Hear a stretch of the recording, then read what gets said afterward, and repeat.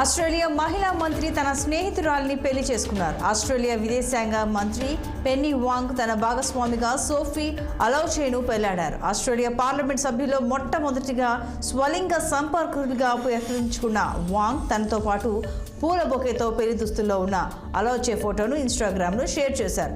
మా కుటుంబ సభ్యులు, ఎందరో స్నేహితులు ఈ ప్రత్యేకమైన రోజును మాతో పంచుకున్నందుకు సంతోషిస్తున్నామని వాంగ్ పేర్కొన్నారు. వాంగ్, అలౌచే దాదాపు 2 దశాబ్దాలుగా కలిసి ఉంటున్నామని, అడెలాయిడ్లోని ఓ ద్రాక్ష తోటలో వారి వివాహ వేడుక జరిగినట్లు తెలిపారు.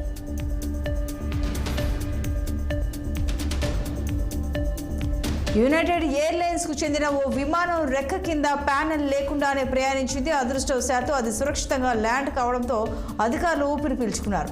139 మంది ప్రయాణికులతో శాన్ ఫ్రాన్సిస్కో నుంచి ఆరెగాన్ బయలుదేరిన విమానం ల్యాండింగ్కు ముందు జరిగిన తనిఖీలో బయట వైపు ఓ ప్యానెల్ లేనట్లు గ్రహించారు. ఇది రెక్కలను విమానం బాడీకి అమర్చే ప్రదేశంలోనిదిగా అధికారులు గుర్తించారు. విమానం బయలుదేరిన మిడ్ ఫోర్డ్ విమానాశ్రయంలోని రన్వే పరిసరాల్లో ప్యానెల్ కోసం గాలించారు, కానీ ఎక్కడా దొరకలేదు. ఈ ఘటనపై అమెరికా వైమానిక రంగ నియంత్రణ సంస్థ దర్యాప్తు చేపట్టింది.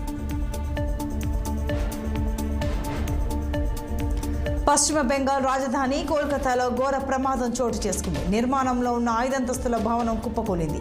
ఈ ఘటనలో 2 మృతి చెందగా రక్షణ బృందం ఇప్పటిదాకా 10 మందిని రక్షించగలిగారు. శిథిలాల కింద మరింత మంది చిక్కుకుని ఉంటారని అధికారులు భావిస్తున్నారు. సమాచారం అందుకున్న వెంటనే పోలీసులు, రెస్క్యూ సిబ్బంది ఘటనా స్థలానికి చేరుకుని గాయపడిన వాళ్లను హుటాహుటిన ఆసుపత్రికి తరలించారు.